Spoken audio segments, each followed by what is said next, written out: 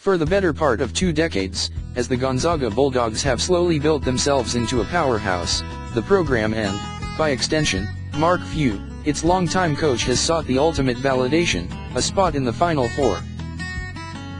Now Few and the Bulldogs again are one victory away.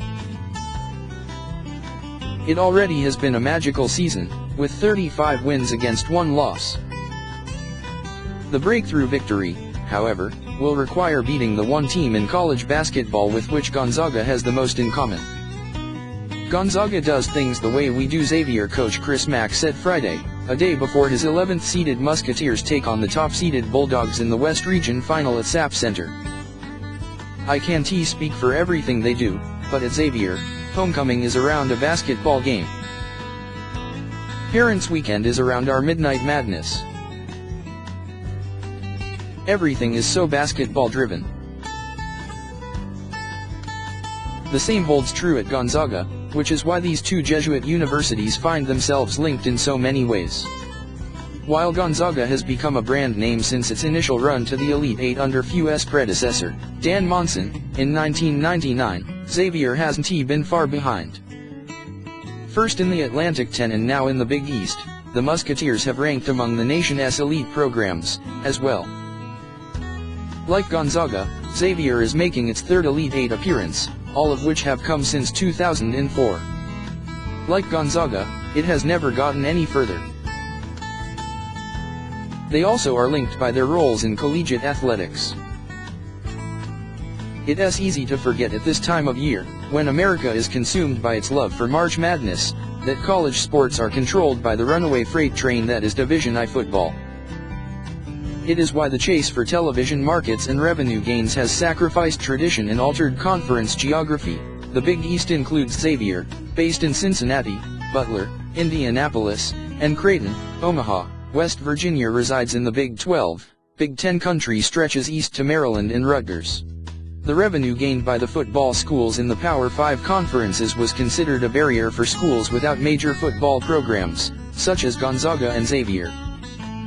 Instead, both programs are stronger than ever, carrying momentum that only will grow now that one of them is insured of reaching the Final Four next weekend in Glendale, Arizona. "The whole school, the whole community, really, rallies around our program," said Gonzaga junior guard Nigel Williams-Goss, who spent 2 years at Washington before transferring to the Bulldogs in 2015.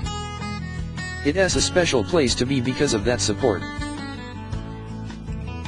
Saturday's game also will be a chance to shine a light on what became a hot-button topic when the bracket was unveiled 2 weeks ago, the lack of representation of non-football schools in the field and the uncanny ability of the NCAA Tournament Selection Committee to pair them against each other.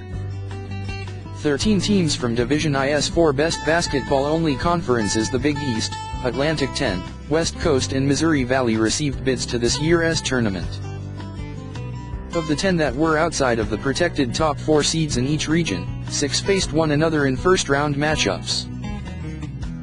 I think the little, kind of sneaky, dark little secret sometimes with the NCAA tournament is how many of the non-football schools end up playing each other within this tournament and knocking each other out, Few said.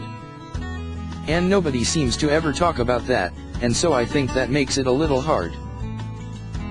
If we were displaced different, which, again, is too tough to do in the bracket, but it seems like that plays itself out a lot in the earlier rounds, too. It's just another way in which the deck has been stacked against programs like Gonzaga and Xavier. That hasn't stopped either from ascending to the elite. After Saturday's game, one will be able to check off another box in its quest to be treated with the ultimate level of respect within the sport.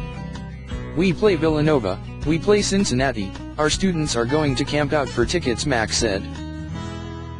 I don't know if that always happens at a place that has a 100,000 seat football stadium. So we cherish that, and it's a credit to Gonzaga.